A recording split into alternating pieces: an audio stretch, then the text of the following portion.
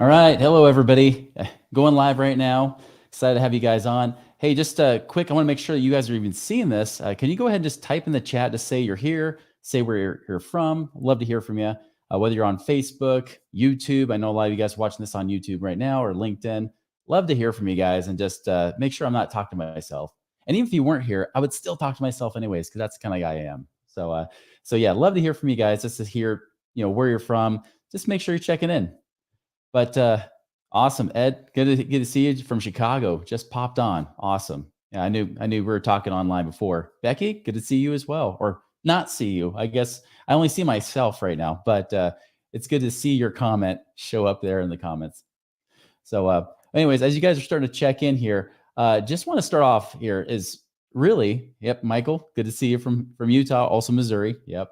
But yeah, definitely here, we're going to talk about how to generate 22,000 of passive income this year. Who's excited for that? Huh? How about you, Marianne? I know you're coming from Utah as well. So, we got Uganda. All right. Now we got this international.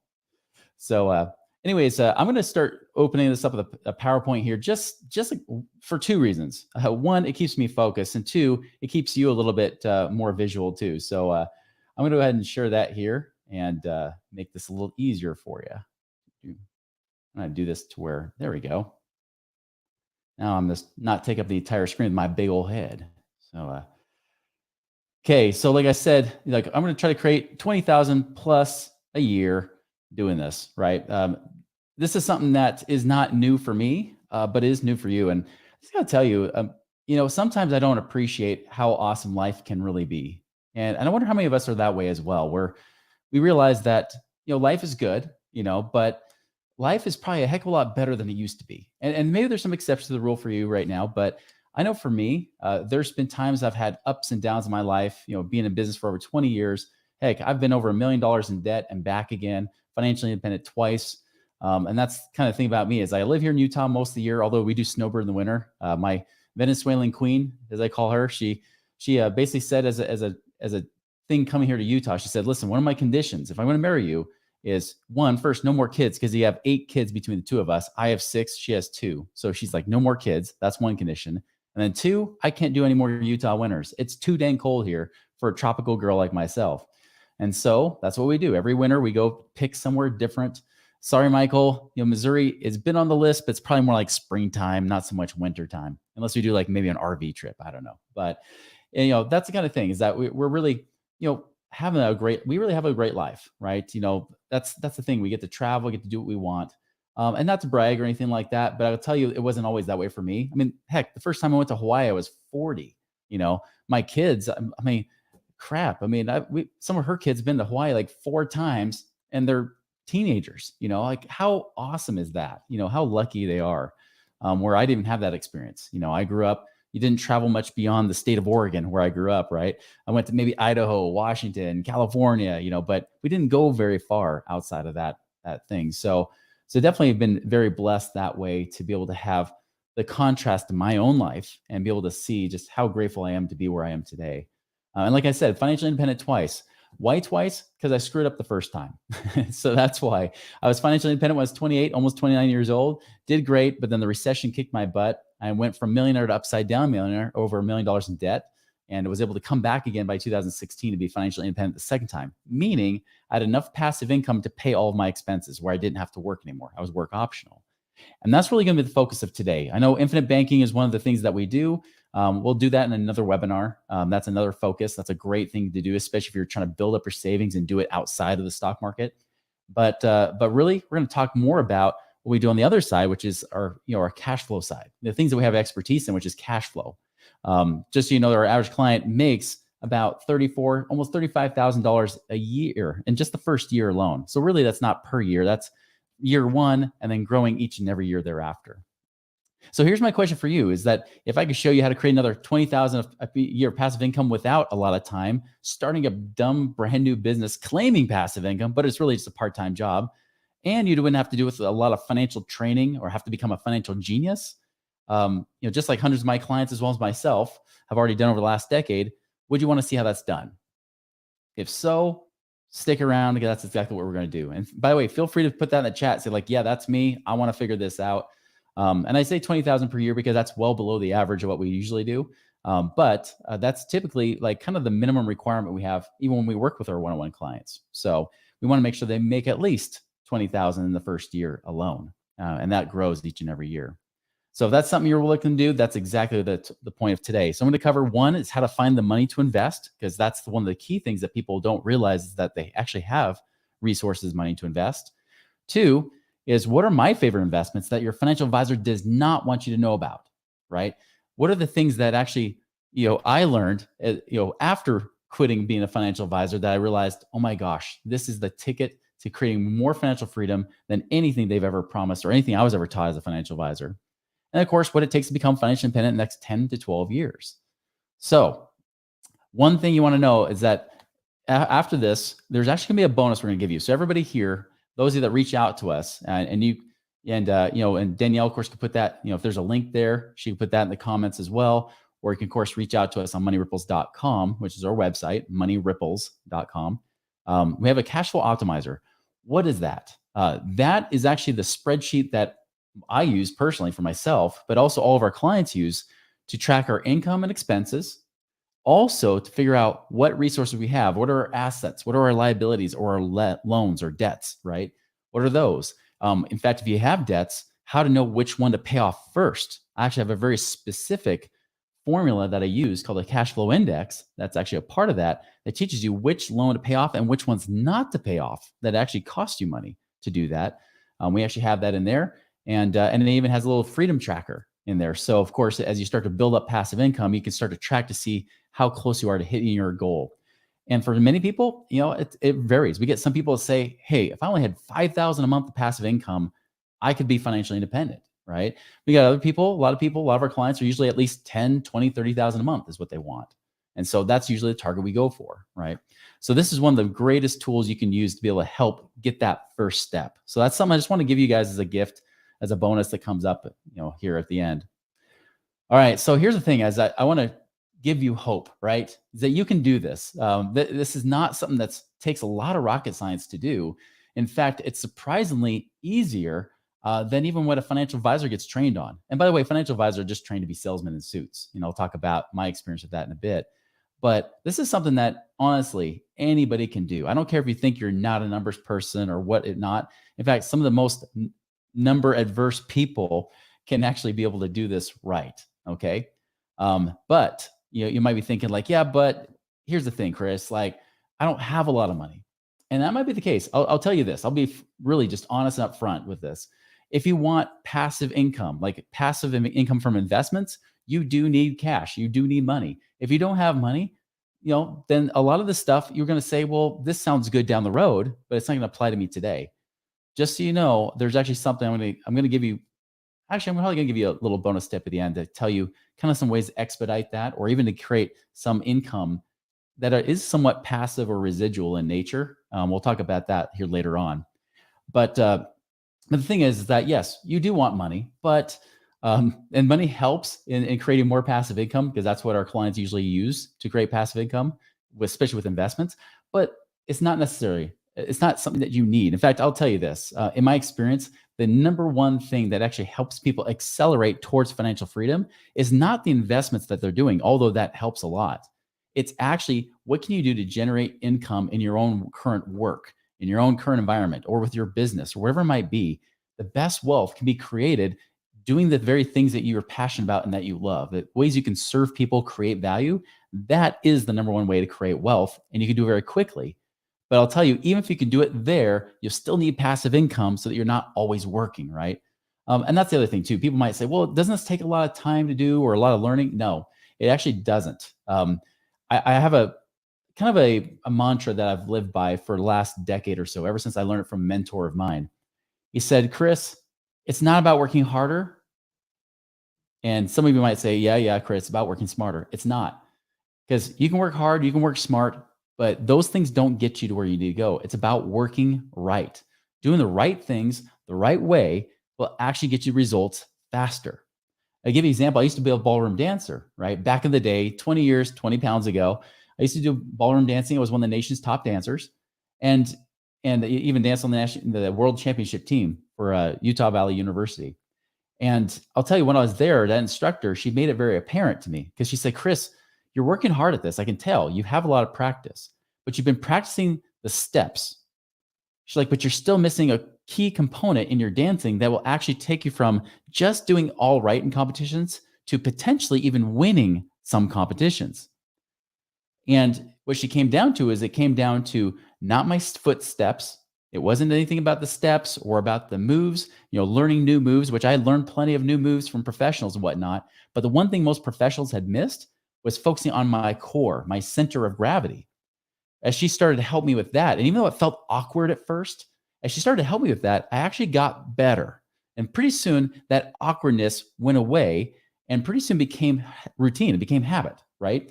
It became something that was just part of my nature. And the cool thing is that I'd spin faster, it looked more crisp, the moves looked better. All the steps that I had learned to do got better. And so I could have kept learning for years and years, doing the same old steps and doing like a lot of people do when they go to the dance studios and whatnot. But it took somebody helping me to learn how to do it right that expedited it to where I went from like maybe making the quarterfinals if I was lucky in a competition, especially at a national level, to all of a sudden now I was getting to semifinals or even finals. And occasionally, even in some of the smaller competitions, winning at those competitions. And that was a big revelation to me, is that it's not about working harder or smarter, it's about working right. And so the great thing is that you don't have to work long hours at this. It doesn't require you to become a horrible expert, right? It doesn't require that at all. It doesn't require you to have to, like I said, start a side business or side hustle or start a business in like real estate investing, for example, to say, oh, you can become a wholesaler or you can flip properties. You can, renovate them, sell them and flip them. No, don't do that stuff, guys. That stuff is a part-time job. All right. It's a business and it's a very lucrative business. You can make millions of dollars, but you're still working a job. What I'm talking about here is actually truly passive. Okay. And so that's the key thing is I want you to know. Now I'll tell you, here's the key thing. If you want to remember anything from this, this is what's so important. This was the mindset shift that I had to make first before these actually worked in my life, is that cash flow creates freedom. So I want you to think about this. Think about an example like farmers. There's lots of farmers. I even have farmers and ranchers have been clients of ours. Those guys can have easily $5 million, $10 million net worth. Yet, if you look at their cash flow, the money coming in, the actual income coming in, right? They're barely making ends meet sometimes. Multi-millionaires, but they're broke. They're living paycheck to paycheck. Many people will teach you that it's about net worth, right? You have to build up this net worth, build up equity by paying off your house, building up all this money to then put in your 401ks and IRAs. You build up all this net worth.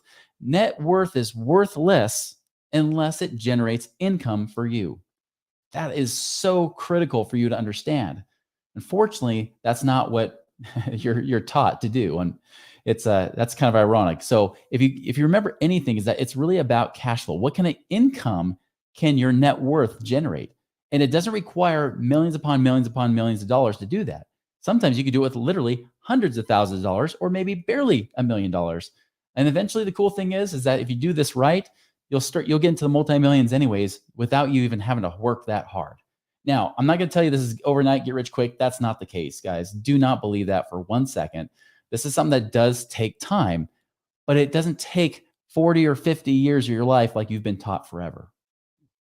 All right, now who's this not going to work for? Really, if you're not open-minded at all, if you are in love with Dave Ramsey, and I don't mean like the Dave Ramsey that teaches you how to budget and save and teaches you how to get rid of consumer debt. That's the great Dave Ramsey. I mean the Dave Ramsey, you hang on every word of his and you hope that it's going to work out for you. If you're of that traditional mindset and you don't want to break free from that, you'll be stuck in the same rut that everybody else has been stuck in, right? It's that definition of insanity is doing the same thing over and over and expecting different results. The problem is, and I'll be sharing this as well, is that let's look at most of America right now, especially even baby boomers. And now my generation, Generation Xers are getting older, but really the baby boomers are now moved into retirement age. How are they doing? Are they financially free? Is it because they didn't save? Or is it because, again, it wasn't about working harder or smarter, it was about working right? That's the thing. So if you're not willing to question what's been taught to you for so many years, like I had to, then this isn't going to work for you, right? You've got to be able to get outside of that traditional financial box of spend nothing, save everything, save it forever, and hopefully someday you have something because you put it in the stock market, which then ends up losing money and you end up sucking, right? So you can't be in that place. This is also for somebody that's actually willing to take action. If you're not willing to do anything with this information, it's not going to work for you. You might as well stop watching it right now because it's just not going to work, right? This is not something where you can be a hearer of the word. You got to be a doer of the word as well. So I'm here to tell you that there's still hope. I don't care if you're in your 60s. It doesn't matter, right? I don't care if you're what age you are. It doesn't matter if you have no money in savings right now. There's always hope because I was in the same position as you, right? I was there as well. I'll tell you, my inspiration is really my dad. And this is actually me as a teenager. I was almost the week before I turned 17 years old. And so, yes, that does date me literally because the picture dates me. But I'm almost 46 right now. So, anyways, growing up, my dad taught me great things. My mom did too. My mom taught me to follow your passions, follow your heart, and serve people. My dad taught me, hey, your word is your bond. Do what you say you're going to do. Have integrity. Those kind of things. Work hard, that sort of stuff, right? Now, he worked dang hard. He worked himself to the point where he had strokes by the time he was in his 40s, heart attacks, multiple heart attacks. This guy, by the way, he's now 78, almost 79 years old, has had about 12 stents put into his arteries. This guy is a walking miracle. Or, well, okay, he's not walking anymore, but he's a miracle, right? He's a living miracle. And so that's the thing is that, he taught me all these great things. But the one thing that neither of my parents could teach me really well was about money. My dad would teach me to save it. And he would teach me he was like Dave Ramsey's older brother. He was the guy that Dave Ramsey would say, I want to be like him when I grow up. Right. And so that's kind of what my dad was like. He was the penny pinching, like miserly kind of person. He was, cheap as cheap can possibly be. Right. I mean, the guy was just such a tightwad that, it was tight. I'm telling you. But this guy sacrificed his whole life just to try to save. And that's what he taught me. But I said, I don't want to be like him because he would say things like, hey, well, money doesn't grow on trees. We can't afford this. What do you think I am? Made of money? And I'm going to work until I'm dead. That one stuck with me because I said, you know what? I don't want that kind of life. I don't want to follow that example. And in fact, I don't want him to work until he's dead either. I don't want him to think that work will literally kill him from all the stress and overwork. I don't want to be that way. So that's why when I went to college, I said, well, I'm going to go to college. That should help. And then I go to college, I realized that the best freedom that was possible was become an entrepreneur. So I actually dropped out of college with one class to go before my bachelor's. And actually, it wasn't even a class. It was an independent study course I had to take. Dropped out of college and said, all right, I'm going to just be an entrepreneur. I'll try it for a year and then maybe go back to college and finish my degree and get an MBA and whatnot. Well, as I went looking around, the first thing that came up that was intriguing to me was actually becoming a financial advisor. One, because I can learn about money. And then two, because I could be my own boss. I can set my own schedule. I like that option of freedom. Maybe like some of you that have become business owners did as well. Well, several years go by. I end up staying in that industry for a few years. And then my dad calls me up and he says, Chris, when are you going to become my financial advisor? This is a little bit intimidating. I'll tell you, out of all the people I met with as a financial advisor, he was probably the top one or two most intimidating people I ever sat down with. Not because, he's an intimidating person, but because this is the guy that literally wiped my butt as a kid, right? This is the guy that raised me, that taught me these things, was very bold and knew what he was doing. And then he's asking me for help. So that put me in a very vulnerable position. It put me in a very nervous position because I want to make sure I did this right. So I sat down with him. And I look at all of his finances. He's been packing money into his 401k like you're supposed to do, like every good boy and every little girl should do, right? And then he's paid off his house. He did it in 18 years. He was very proud of it. He says, all right, Chris, here's my finances. What can I do? And I said, Dad, I'm going to level with you. But let's just say that you better hope you die in 5 years because that's how much money you have before you'd run out if you try to retire today. I know you're 61 years old, but you don't even have Social Security for another year or so. So you gotta hope that you die quickly if you're gonna try to live on this money right now. All right, well, that's not what I want to hear, Chris. What's the answer? What should I do? And I said, I don't know. You did everything right based on what I've been taught as a financial advisor. You paid off your house. You've been saving and max funding your 401ks and everything else. And yet it's still not enough after all these years of saving and sacrificing and toiling away, just really being a slave to your job and sacrificing his health and happiness and everything else. And yet it's not enough. And that bugged me, guys. That bugged me a lot because one of the big reasons I went to become a financial advisor was to help him. Yet I couldn't give him more. And it's like, he's like, what can I do? I'm like, well, yeah, equity in your house, but you can't put that in the stock market. That's illegal. You can't borrow money to put in the stock market. That's against the laws. They make you sign waivers when you get a mutual fund that says that. So I said, you can't do that. But I don't know what to do. I mean, that's the one asset you have other than your 401k at work. And he's like, all right, well, I don't know what to do. I said, I don't know either. And so a few weeks go by and that bugged me. It ate at me. I started to really doubt what I was doing as a financial advisor. It was at that moment my friend Doug came back into my life. Doug had actually worked with me as a financial advisor, but then decided to go do real estate investing. And as we were talking, I said, all right, I bet you I can get him to come back to work for me as a financial advisor. Boy, was I wrong. Because when I asked him, how you doing, Doug? He said, oh man, my life is awesome. My dad and I have partnered on some real estate deals, and my dad's already doubled his income at the local university that he works at as a professor. I said, come on, that's too good to be true, as sometimes people will tell us, when they hear about what we do, what I'm talking about today. He's like, no, man, we're doing it. Now, granted, he was being an active investor. It wasn't passive, but still, it blew my mind that in literally 4 or 5 months, because I had just met with his dad as a financial advisor a few months prior, and he didn't do business with me. So I was a little bit sour about that.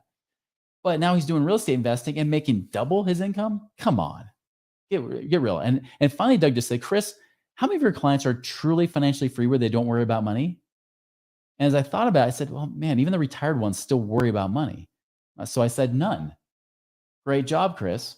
How about this? How many of you guys as financial advisors are financially free, not off the commissions you're earning, because he knew the business, not off the commissions you're earning, but actually doing these mutual fund investments? I said, well, probably none, because there's guys that have been working here since the late 1970s, and they're still hustling away.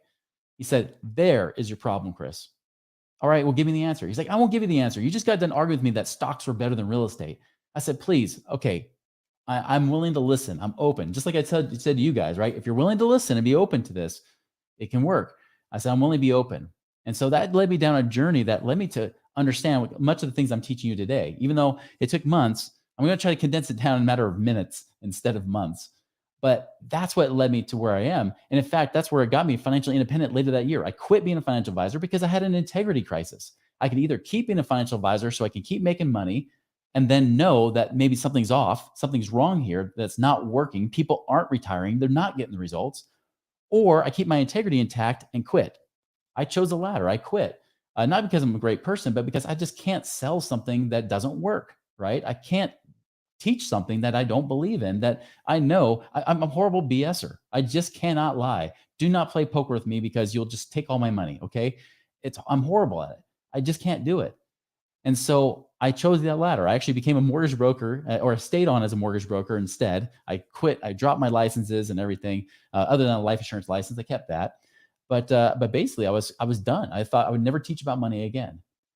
But of course, because I was able to do it, when I was 28 years old, later that year in 2006, then my friends start asking me, what did you do? How are you doing it? In fact, there's just something different about you. Like you just seem happier. And the truth is because of the very things we're going to talk about here.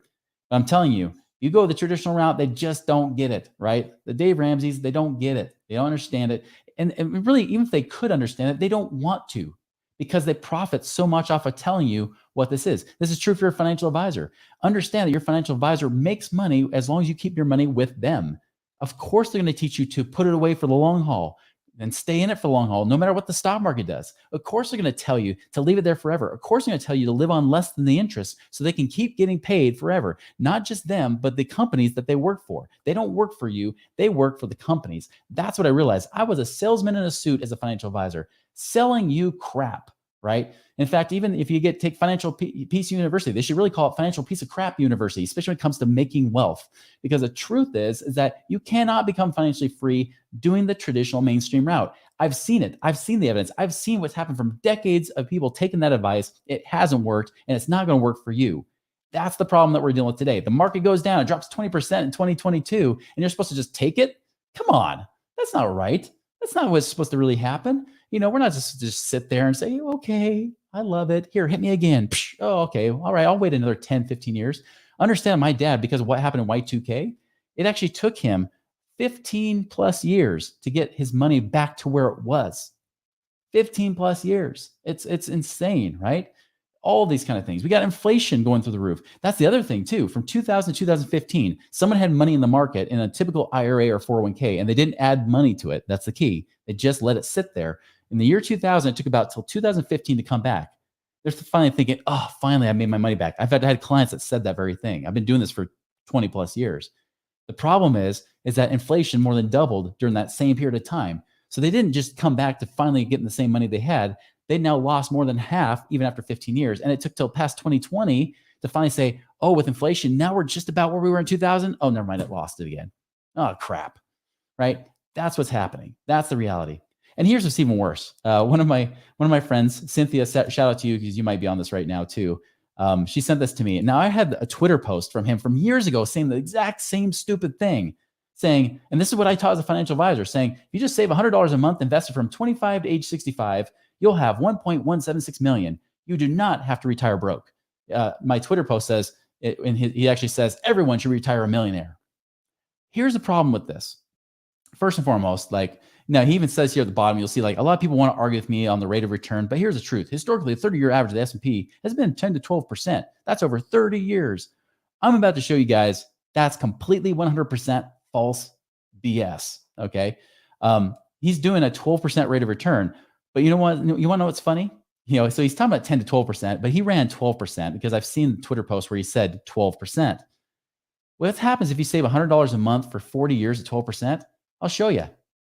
Right there. Here's a calculator that shows the actual numbers. Not 1.176 million. It's $200,000 less. You don't even actually have $1 million bucks. It's 979,000. Where the heck is he getting this? Here's the problem. He's like, people arguing with my numbers. Buddy, you've had this post going out for 10 years and you can't even fix your own math? Come on. I've even ran 41 years. It still doesn't work. It still comes up short. So for him to say, oh yeah, you just do this for 40 years and you're going to have 1.176 million. No, you won't, because you can't even do freaking math and you're supposed to be the financial expert. Here's what's even worse. Look at this. Here's a comment from this guy. Look at Michelle here. She's like, Dave, I followed you since I was 18 years old. I'm 50.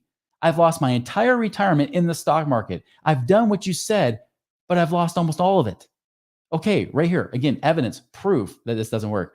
Here's what's sad though. She says, is there anything else that you recommend? So she's like, I just did what you told me to do and I lost all my money. Anything else? Yeah. How about don't listen to him? Don't listen to that advice, and you can see other comments here too, someone said 1.1 million in 40 years. Couldn't buy me 2 movie tickets, bro. Talking about inflation and stuff. Right. So anyways, that's the thing, is that this is dumb, and we got other issues too. You got IRAs and 401ks. Well, of course, the government, they know that you're going to be taking that money out. They're counting on baby boomers. They're literally banking on baby boomers retiring, pulling that money out so they can collect their taxes to pay for all their stupid debt ceiling crap that we're dealing with, right? And that's a whole nother issue too. Here's the biggest issue, right? Is that if you don't find a way to make money while you sleep, you're going to work until you die. That's the truth. By the way, you realize that Fidelity just came out just a few months ago, actually just last month. I just did a podcast on the Money Ripples podcast. And they said that there's now 299,000 401k millionaires. Out of tens of millions of people that save in their 401ks, only 299,000 actually have $1 million plus. Well, if it were so easy to make 1.176 million, shouldn't there be more? Because guess what? It's been just about 40 years. It was 1985 when the 401k became available to all the public. So now we're going on about 40 years, aren't we? Yet we're not seeing many people have $1 million, even just saving $100 a month. It's not happening.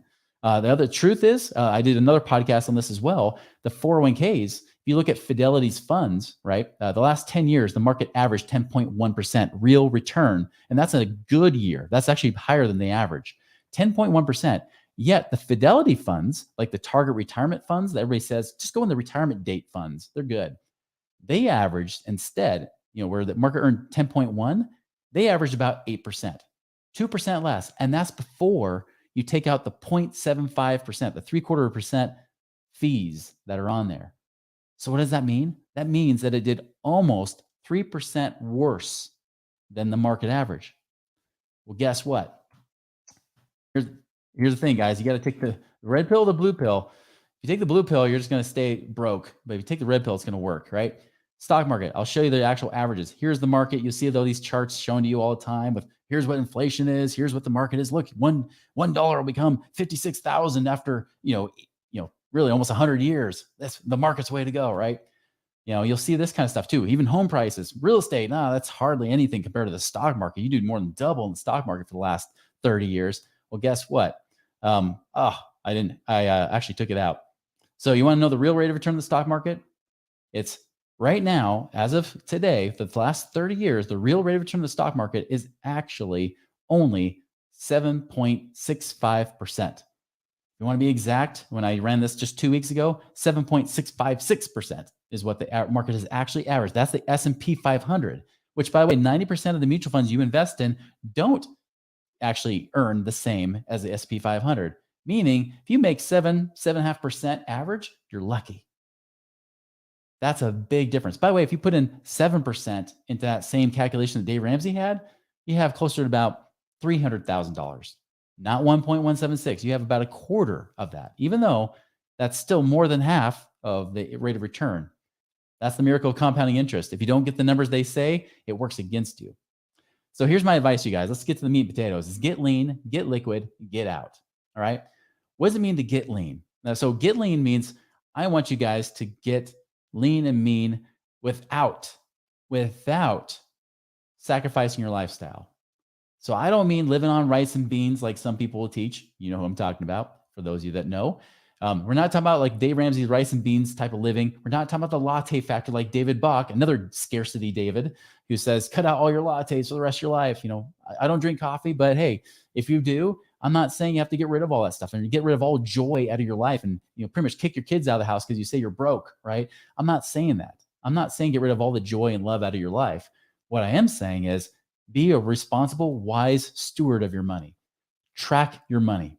Let me give you a bonus tip, guys. If you want to really track your money, this is beyond just using that cash flow optimizer I'm giving you from this, is go to Mint.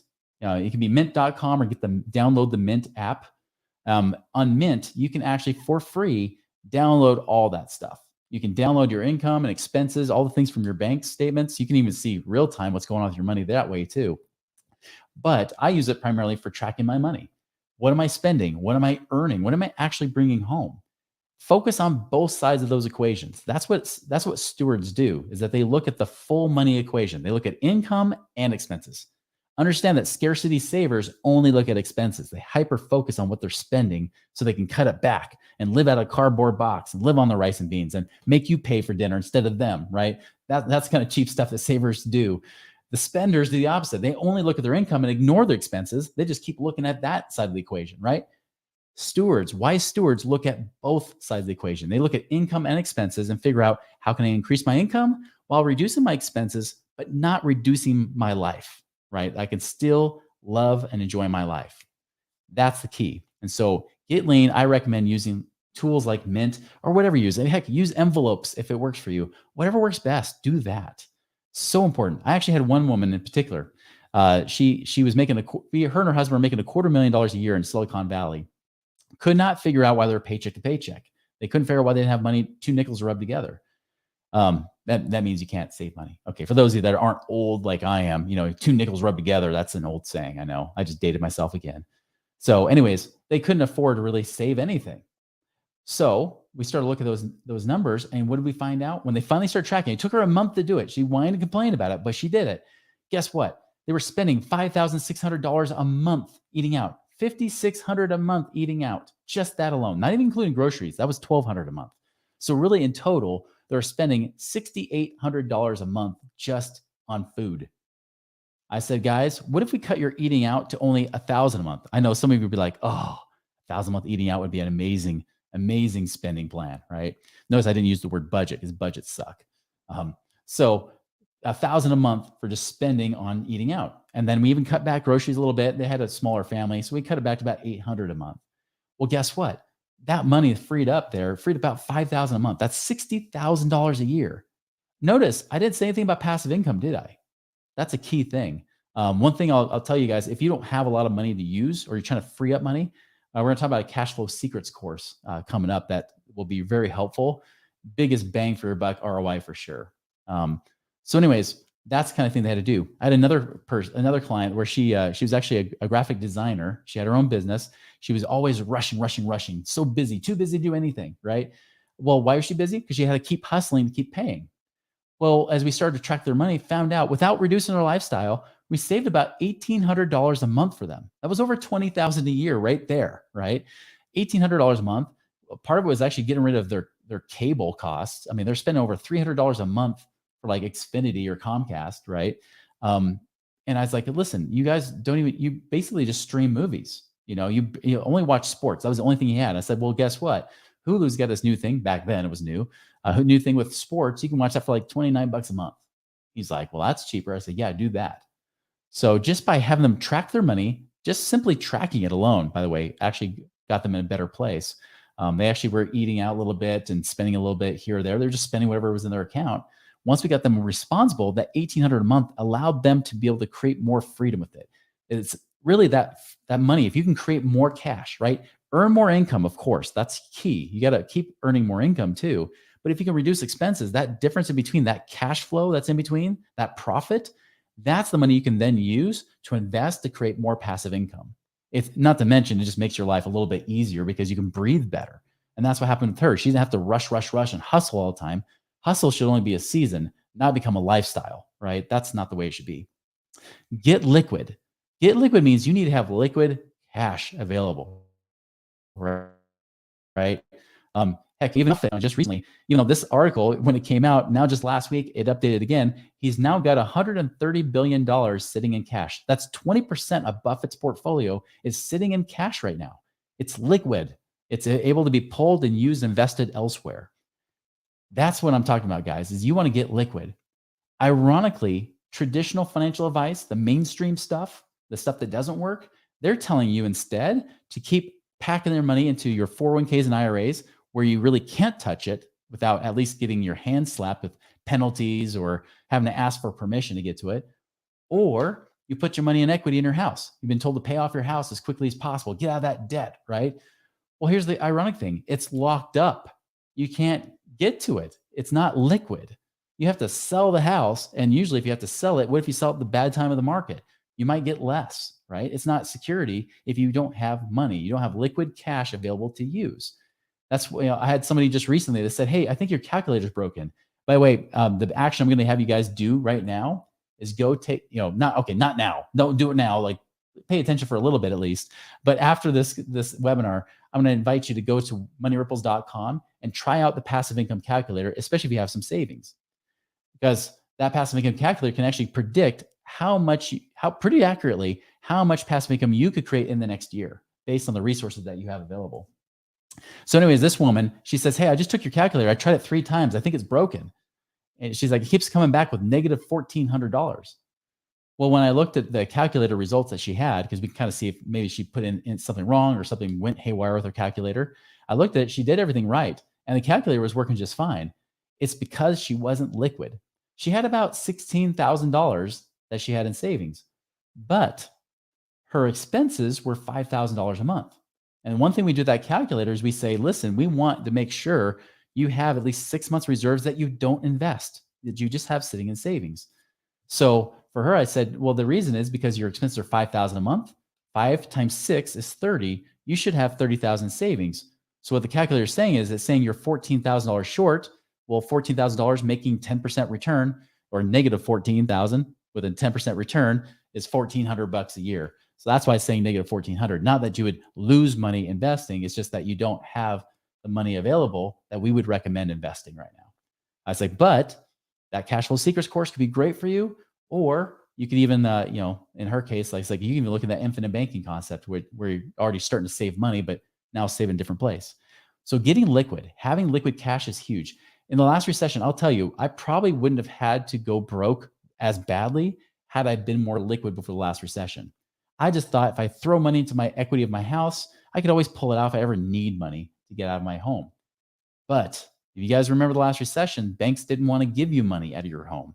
That's the big reason why your home values dropped, because the banks stopped lending on money because they overlended. They did horrible things with their lending practices. I know, as a mortgage broker, it was easy to give people mortgages, even with bad credit. And so what happened is that everything went south. I didn't have enough liquid cash because I figured I'd just throw it in my house equity and then pull it out if I ever needed it. Well, guess what? The bank wouldn't let me. So my house equity got trapped. Hundreds of thousands of equity gone. And eventually, I'll tell you, in 2009, I even foreclosed on that house because they wouldn't. The bank was with Lehman Brothers, so mortgage was with Lehman Brothers, and I couldn't even sell my property. They wouldn't even let me sell it for what's called a short sale, where you sell it for less. Ironically, it ended up auctioning off for about 100, almost, what was it, about $200,000 less than what offers I had for buying my house that they didn't accept. So just going to tell you that it's so important to be liquid right now. Even with inflation worries, I still encourage our clients to have liquid cash available, at least 6 months reserves, and then even some more liquid cash to be able to invest. And that's what leads to that next one, which is, getting out, right? Again, let's talk about the stock market briefly, because if you look at the stock market, like this is the last, really this is the last 5 years. And I'm comparing this to one of my real estate properties. Stocks did 8.7% average from May of 2018 till May of 2023. So 5 years, 8.7% real rate of return. I bought a property in Memphis that same month in May of 2023. What's the difference? They cost me $32,000 to put a down payment on that house in Memphis, Tennessee. By the way, I've never seen this house in person. I didn't even have to go find it. Somebody else found it for me. Somebody else is managing the property for me. I don't even know my tenants' names, even though I have the lease. I never deal with the tenants. I don't deal with the tenants, the toilets, or the trash. I just deal with getting the paychecks. Here's the difference, right? If I put that $32,000 into the stock market, I would have $48,000 today, a 51% rate of return. Not bad for the stock market, by the way. But my real estate property in actual real cash, including cash flow that came in, I've made $134,000 in that property. That's a 318% return in 5 years.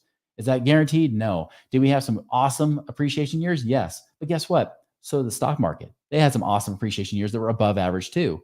So yeah, it was above average bubble for everything. But you know what? I kind of like the fact that I actually got paid, where in the market, I would just be seeing that on paper. It wouldn't actually change my lifestyle at all. So again, the difference here, if I live on the stocks, if I were to cash that out, living on my 3% that financial advisors wisely recommend, because you shouldn't pull out more than 3% from your retirement accounts when you retire. It was $14.57 per year, as opposed to $65.28 per year. Funny enough, I just got an email last week. They're raising the rent again. So I'm actually going to get that up about another $1,000 a year. So it's going to be about $7,500 per year versus about $1,400 per year with the stock market. So guys, it's a big difference right there. Like I said, there's a real return of the stock market. I just didn't put it in the right order. 7.65%. That's the last 30 years. Okay, let's get to, what does it mean? Like, what are the actual investments you could be doing? All right. So you might want to get pen and paper for this, or stylus. Does anybody even use a stylus anymore? Probably not. Your fingers, whatever you use to take notes. Here are the type of investments that my clients do, and I'll show kind of some examples of what they did there. Turnkey rentals. That's actually what I just showed you, where I don't manage the property. I have a turnkey company that helps me find it. They help me purchase it with getting the bank financing and everything else. All I do is I collect checks. I will tell you, out of these passive, quote unquote, investments, this is probably the least passive one, because there are still things. I mean, if I were to be perfectly blunt with you, I mean, there's times where, like, you have to make decisions, right? There's times that you have to manage the property manager, say, hey, I'm noticing I'm getting a letter from the HOA. Found that out with some of our Alabama properties. They had, we're in an HOA and they're sending us letters. Hey, can you deal with this? So we have to send it back to them and deal with it. Sometimes there might be renters that will move, or stop paying for whatever reasons. Great. Well, the property manager's got to find a new tenant. You got to make sure that they're on that. There's still management involved, but I will tell you this, the management, even for several properties that I have, is not much more than maybe an hour a month, not even a day. That's a month. It's not that much, right? There are seasons where it could be more, maybe it'll be a couple hours in that month. You're trying to deal with issues and hassles and headaches.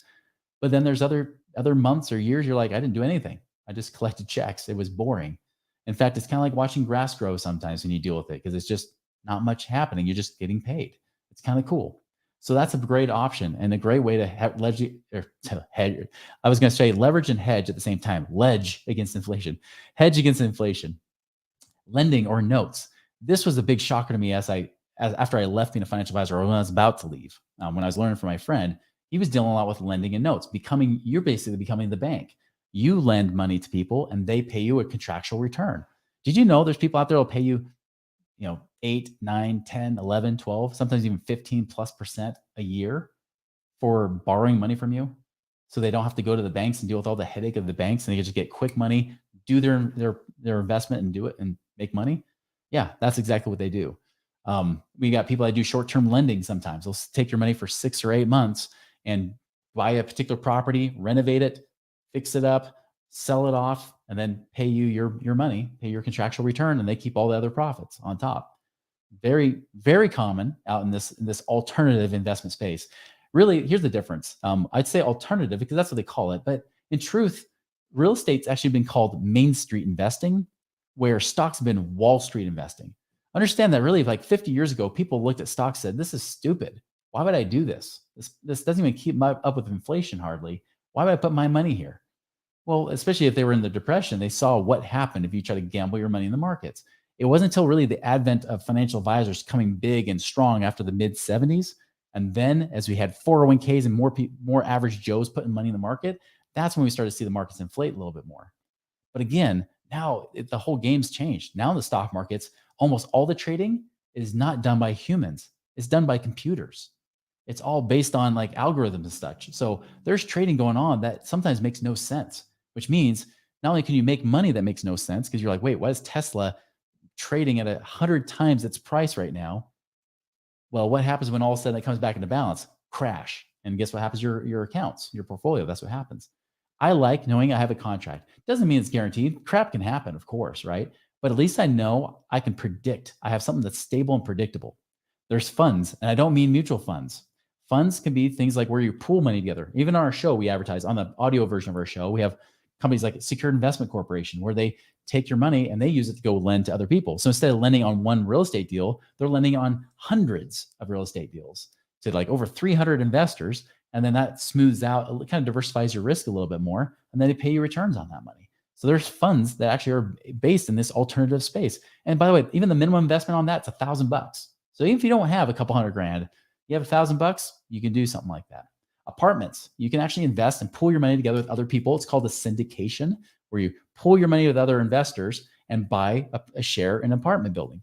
That could be good or bad, depending on the operator, right? I'll tell you this, here's a bonus tip. It's not about what you invest in, it's who you invest with that really, really matters.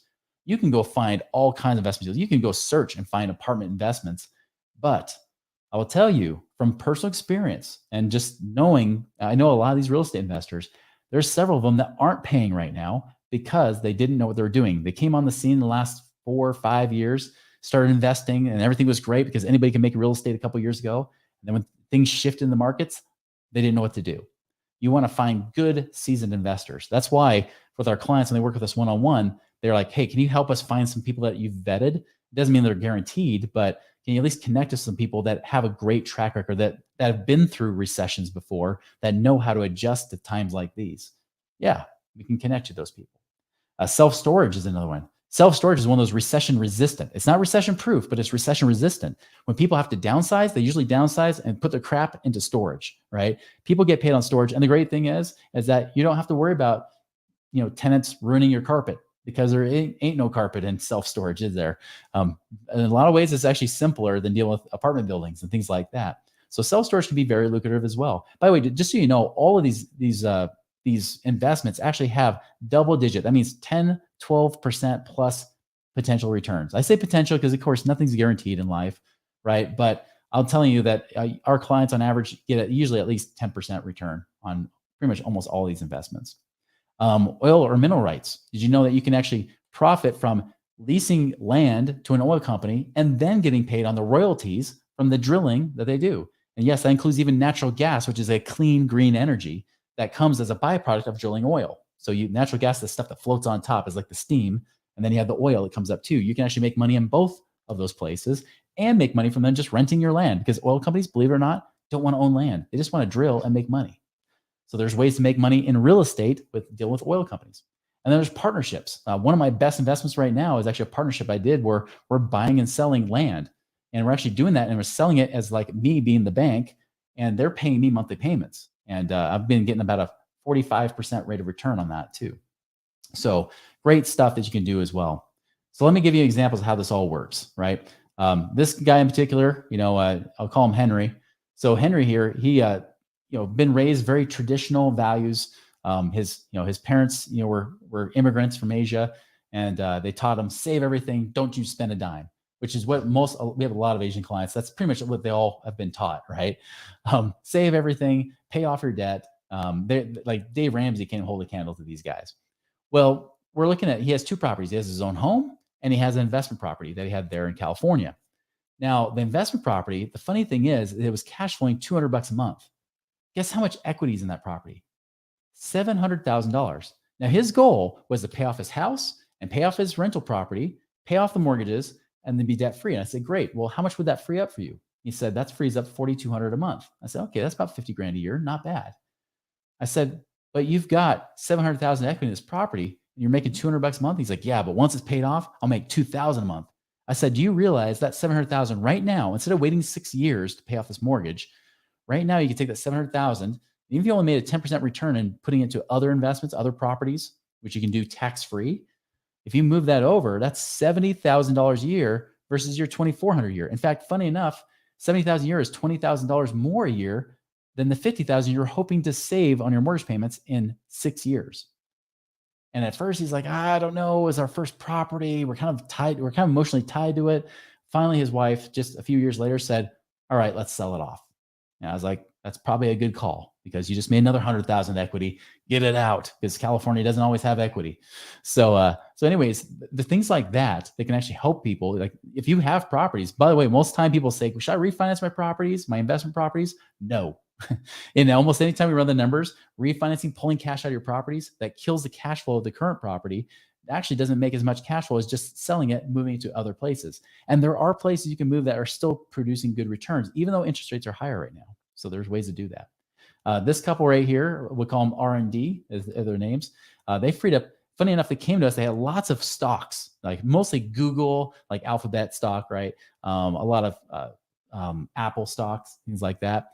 And they said, hey, can we take our money and invest it? And they're like, I don't know if I want to sell my stocks, but can we take money and invest it? Well, at first we looked at it, we said, you know what? Based on some of the loans we have, we can actually refinance, do a cash out refinance your house, pay off a bunch of these loans. They'll free up $3,800 a month. So zero money out of pocket, but you'll free up $3,800 a month. By the way, I've had people listen to our podcast or hear like the Cash Flow Secrets course. And when they find out, oh, I could refinance, someone freed up over $2,000 a month. And they'll report back saying, I just made $2,100 a month, freeing up payments and making it easier on my cash flow so I can put away more cash and be safer financially versus riskier by having these bigger loan payments. So that's what we did. Freed up $3,800 a month. Also, additionally, I put 5 or 10,000 a year. It's actually, I found out it was closer to about 20,000 a year. They're saving taxes, but I didn't want to overpromise anything. Sold the rental, just like we talked about with the other guy, improved their cash flow by 2,000 a month because they weren't making any cash flow and put it into some place they were making cash flow. And then if they only liquidated some of their stocks, they haven't liquidated all of it, but if they liquidated all their stocks, that 5 million would actually create 500,000 a year. The sad thing is that last year they didn't sell their stocks and some of those stocks tanked pretty hard. Good news is some of them come back. It might not be a bad time to get it out. If they happen to be watching this. Mr. D, met with him recently. He had a first mortgage at 3.125%. With 6.25 years left. He also had a second mortgage and a HELOC. So he actually surprisingly had 3 mortgages. That's pretty hard to do. Most banks won't ever approve that. But between them all, if he just paid the way he was paying, he was going to pay off his house free and clear in about 10 and a half years. That saves him $67, $64 a month. That's his total mortgage payments. So he was wondering, okay, what should I do? I said, well, maybe we should look at refinancing. Well, look at this. Refinance his first, second, and third to a fixed 30-year at 6.375 mortgage, which instead some of it was variable that he had, and cash out pay off credit cards, an auto loan, and then even get another $400,000 to invest. His payment is actually about $380 less per month, and he saves $5,500 a month in loan payments, and he gets to invest $400,000 more, which I was saying conservatively, that's $3,330 a month. That's a little less than 10% a year. that gives him a gain of over $10,000 a month. He did just tell me recently, he said, "Hey, we're discussing it." And again, he's like, "I don't know if my wife would go for it. So we're going to cash out refi, but we're not going to pull out the 400,000." Like, great. You're still in a better position. You still free up roughly about over, actually, in that case, you'll actually free up about 8,000 bucks a month in that option. So he's like, "I like that option still. I just don't want to pull out anything to invest yet." But heck, the thing that I told him, I said, even if you could, do all that I said and $400,000 and everything else, you would still be able to pay off your home in 6.5 years versus 10 and a half. So either way, you make more money. I told him if he did invest it, he'd still make about a $1.36 million gain in that same 10 and a half year period. So just better ways of doing it. It's not about working harder or smarter. It's about working right. There's just better ways to do things, being more efficient. This woman right here, she had about 650,000 to invest. Some of it went to oil investments, like those mineral rights type things we mentioned. Some went to like debt type of funds where, again, they got paid a contractual return. And some of it went to real estate funds. In total, about 76,000 a year coming in. This guy, actually, he was able to refinance his property. It took a long time because it was a unique property, but he invested in oil, did some short-term lending with real estate investors. He got a development partner. He did some turnkeys. And then even talking about some outside investments, still 232,000 a year. Here's the cool thing, guys, is that he said, "You know what? I would just be happy if I made 100,000 a year passively." Well, 232,000. Again, that's not guaranteed. It's not, that's above the average, obviously, because our average is closer to about 35 to 40,000 for passive income. But again, we want to, show you what he was able to do, because that one took me several years for him to get to that point where he could finally get the equity out of his house to reinvest. Again, getting out, right? Getting equity out of that house, getting money out of stupid retirement accounts. Oh, by the way, did you know you can actually, if you have money not in your company 401k, if it's in an old 401k or an IRA, did you know that you can actually do what's called a self-directed IRA and invest it just about anywhere you want? You can actually invest it in these kind of things with your IRA or your old 401ks. You just can't do it with your company 401k. Sorry, that's locked up. That's a piece of crap. If there's any great advice I can give you is I can't legally tell you anything to do with stocks, but I would just say most of our clients don't like 401ks anymore, and they don't like contributing to them either. Here's an example. This is a 54-year-old attorney. This is actually a financial advisor. He brought up one of his clients. I took down the numbers. I said, what would I do differently than this financial advisor? This guy, he makes good income. He's got 1.7 million in IRAs. He got savings. He put away 4,000 a month, but he wants to have 180,000 a year. Well, using the traditional retirement plan, right? Here's the problem. If he's actually making 8% in that IRA, which I knew is pretty aggressive, he would have 4.8 million, 2.8 million after inflation at age 65, so 11 years. His savings would grow a little teeny bit. His income, the actual income he could pull off is 144,000 a year. That's close to his 180,000, but remember, because of inflation over 11 years, it's more like 84,000. So he's still short. Now, if there's no inflation, he could still retire at age 67 and a half, but we all know there's going to be inflation, right? So with 5% inflation, you have to do one of three things: save 350,000 a year, not likely. Just imagine trying to put away 350,000 a year. This guy makes 400,000 a year. That would be putting away everything. He could increase his ROI to 16%, also pretty much impossible to do in the market. Or he just waits till age 88, and then he's got enough. Most people will usually just retire in between, somewhere in their 70s, and then just try to live on less, or just hopefully not run out of money. That's what most people are doing. Oh, I just missed our way. There we go. Our way, here's a cool thing. Even if you put that IRA in 10%, self-directed like that, even just a conservative 10% there, 5.8 million, that's 3.4 million after inflation, which is 340,000 a year of income right there, right? So he's getting 340,000 a year after inflation. Here's the cool thing. No inflation, he retire in 1.5 years at age 55 and a half. After the 10% penalty, you got to factor that in too. With the 5% inflation, he's got to wait 6 months. So he's got to retire at age 66. That's the cool thing. Even if inflation's happening, if you do it faster, you actually don't have to wait as long. Like, it doesn't kick your butt as much as what you deal with a market that barely keeps up with inflation, right? This guy, he's been on my podcast twice now. He was a colonel in the National Guard in California, Dan. Dan had $1 million in his retirement accounts. His financial advisor says, great, you can pull off 3% a year. And that's, by the way, that's the rule, 3% a year, not 4. That's an old debunked rule that used to be, it's just a myth now. 3% is all you should be pulling out of your retirement accounts if you do the traditional planning. So his financial advisor says, great, you got $1 million. Congratulations. 30,000 a year is what you can live on.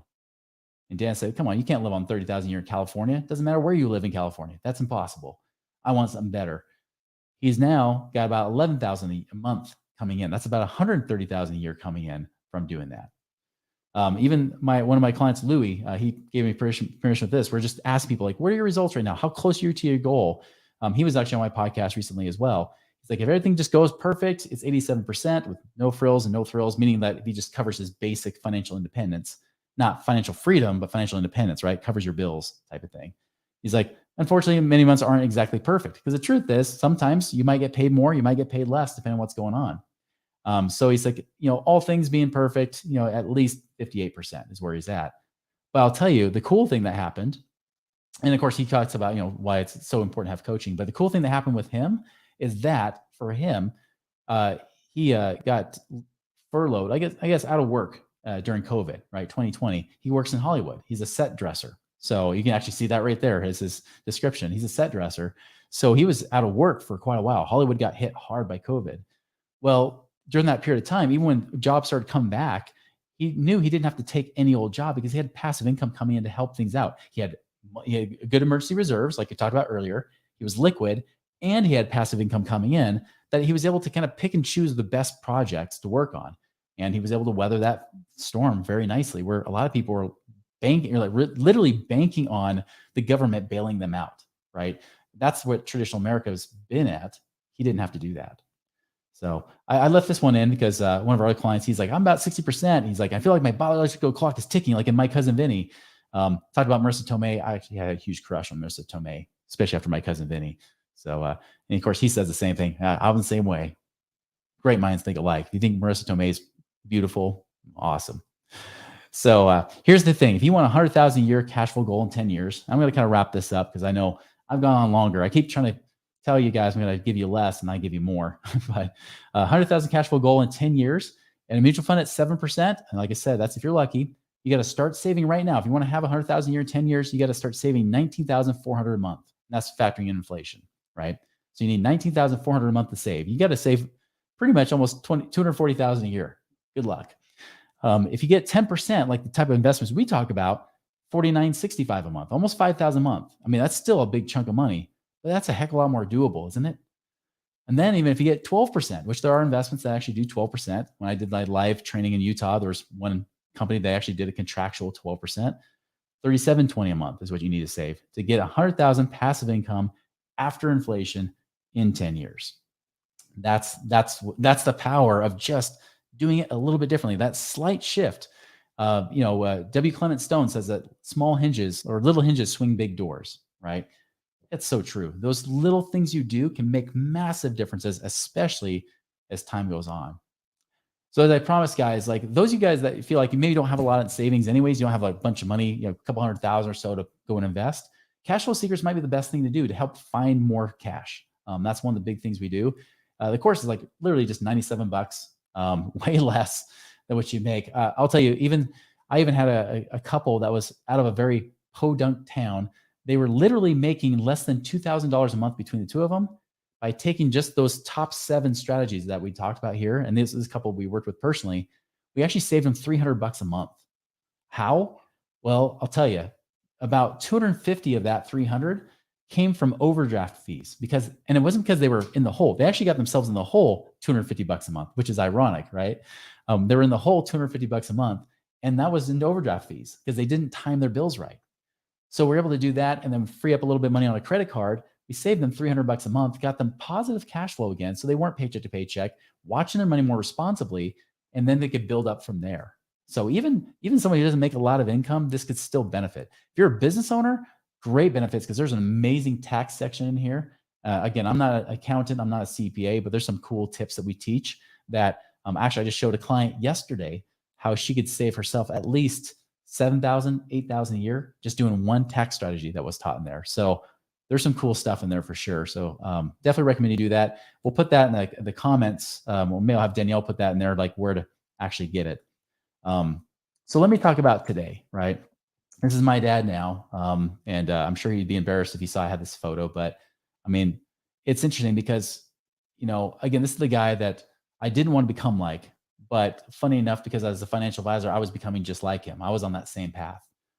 Now I've taken a very different path. My life is in a very different place, much like many of our clients, right? Where the stress of money is kind of a thing of the past. And that doesn't mean they don't have money issues or money problems, right? Heck, we had to fix our basement. That's part of the reason I was a couple minutes late because the guy came over to look at new flooring for one of the rooms in our basement. We had a flood, had to pay 100,000. But man, how awesome was it that we had the ability to be able to pay that, where insurance wouldn't cover it. It was outside water, it wasn't indoor water. So we had flooding, here in Utah. Be able to do that, have that freedom and still travel, still be able to help raise our family, work in my business.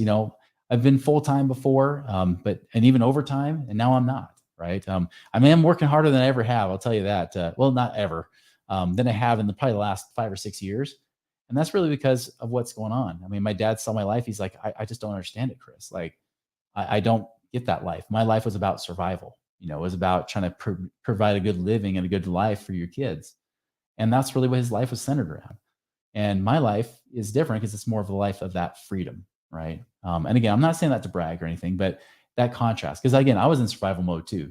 I mean, heck, I was over $1 million in debt. I was short 16,000 a month. I've been in the worst of times, and I've had the best of times. And definitely, I prefer the best of times in that situation. And that's the thing, guys, is that I really want you guys to get the best results, to get really the best ways to have that freedom. And that's why the company's called Money Ripples. Is I saw clients that like a couple I had in North Dakota where they freed up $6,000 a month by refinancing their loans and their bills. And that 6,000, the first thing they did is they bought a $6,000 four-wheeler. And the cool thing is his wife said with tears coming to her eyes, she just said, Chris, you don't understand, that four-wheeler is one of the best investments we ever made, because now that we have that extra 6,000 a month, he's not working 6 days a week as a chiropractor anymore. Now he's backed off to about 4.5 days a week. We get the weekends back with my husband. My kids get their father back, and we go four-wheeling each weekend. We get to play together. We get to have that time together. She's like, I got my husband back. My kids got their father back, instead of someone who was just too tired by Sunday to do anything. Guys, I know how hard it can be. I know how hard it is when financially it feels like you're paycheck to paycheck. Heck, even those of you that may not be paycheck to paycheck. I know it's like even when you're making maybe six figures or multiple six figures a year, yet you don't have that passive income. There's that nagging thing in the back of your mind that tells you maybe maybe I need something else, because am I going to be hustling the rest of my life? Yeah, my lifestyle is great, but how long do I have to keep working to keep it going? When can this actually stop? And guys, I was in that same position. On the outside, people are like, "Oh, look at you! Like you're actually one of the successful business guys." Yeah, but I didn't have passive income coming in. Heck, it took me till 2016 to get there. I was a financial guy even during that time. I stopped teaching people how to get out of the rat race until about 2015, when I was getting out of the rat race, and then I went back to teaching that again. Guys, we're all in our own rat race. The question is what are you going to do about it? Are you just going to listen to it? Are you going to do something with it? Are you going to work harder? Maybe even try to work smarter. But it's so much better if you can work right. So if you've got money, maybe you're saying, I've got some money to invest. What do I do with it? Go to moneyripples.com. Just take that passive income calculator. You might even just reach out to us and just send us a message on the contact page and say, hey, I would love to talk to somebody and a cash flow evaluator. Just kind of see what my situation is like, see what's even possible, see if these calculator numbers are accurate. Do that. Otherwise, I recommend get the cash flow secrets. And of course, like I mentioned, we'll give you those, the cash flow optimizer is just a gift for all of you regardless. So anyways, guys, that's kind of what I have to say about that. I know there's several of you on right now. I'm willing to open up for questions or check out questions. I haven't seen it now. I see that Danielle's put in how you can get the cash flow optimizer. There's a link right there in the notes. Let's see. I got a question from David Jones here. Let's see. I want to make sure I didn't miss this one. Okay, here it is. Okay, David Jones says, would you include car washes? I see a huge boom in these popping up on every corner, or is it oversaturated? David, that's a great question. We actually have some of our clients doing car washes. I didn't mention that as an option, but there are syndicated opportunities where you can pool your money with other investors to go buy into car washes. I would say this, be very careful. Car washes, although they can be a great model, there's, like you said, they're popping up everywhere. You do kind of wonder if there's going to be oversaturation. It's got to be in the right markets. And most importantly, it's got to be with the right people. This is why you got to vet the right people to make sure you have, good opportunities. So I think car washes could be a great one. And there's great income. I've seen some of our clients making like, 15, 20% plus in those kind of investments. But like I said, it's not about what you're investing in; it's the who you're investing with. I think is so much more important. So glad you brought that up. There are actually business opportunities like that. You can do that too. Uh, I know you're not Savannah, but the woman that's titled Savannah, she says your dad raised a smart son who cares about others, the most important thing. I really appreciate that. I mean, that's the one thing I kept really hoping to come across is that, I'm doing this. I'm financially independent. I don't have to do this. It'd be much easier just to have my life, just live quietly. But I will tell you that, and I don't know what your personal beliefs are. I believe in God. I believe that He's put us on a planet for a reason, and I feel like as a steward, right, of the resources I've been given, I should be using it for others. And I know that one of those resources is I can teach. I can help others do that and help bless your lives. And I can't tell you how grateful I am for the people that we've been helping already. Our mission, just so you know, is to get 1,000 of you financially independent by the year 2030. Some might take till 2032, 2033, or 34 or 35. But there's a lot of others that can do it by 2024, 2025 too. So there's so many different ways, and that's what we're really out seeking for that. We are offering that red pill, right? Like in the Matrix. We really are trying to seek those that are willing to take another route. And ironically, the things that I'm talking about here today, this alternative investments, that Main Street investing, actually has real assets. That's actually real assets backing up. It's not a arbitrary stock that you see going up and down. It's bipolar almost. And if they talk about a debt ceiling, all of a sudden, if there's no debt ceiling talks, it goes down. If Biden all of a sudden makes a senile comment, it goes down, or it goes up because Musk says, "Hey, you should buy this," and everybody says, "I should do that too," and everybody just jumps on the bandwagon, right?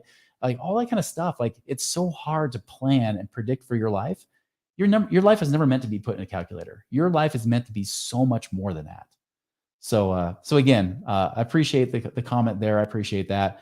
Sean, thank you for saying thanks. I want to make sure that this is something that's worthwhile for you guys. So definitely invite you guys, all of you, go to that passive income calculator on moneyripples.com. Try that out. It's awesome. I know we put that in the link, the show notes as well. But honestly, if you just go to moneyripples.com, you'll see a big button that says, try the calculator right now. Answer a few questions. It doesn't take much. We minimize the questions as much as we could to get a pretty darn accurate number based on what I do when I calculate with my own brain. It's actually my brain put into a calculator. It gets pretty accurate. If you see a negative number, don't feel bad. Just know that the cash flow secrets is probably something you should do to build up more savings. If you get a positive number, especially if it's 15,000 or more, I think you should definitely be talking to our cash flow evaluator just to see that that's true and what's really possible and how you can actually achieve that. So guys, I appreciate your time today. Appreciate your questions and your participation here. Go and make a wonderful day. And again, let me know if you have any questions. Reach out to us at moneyripples.com. Thanks.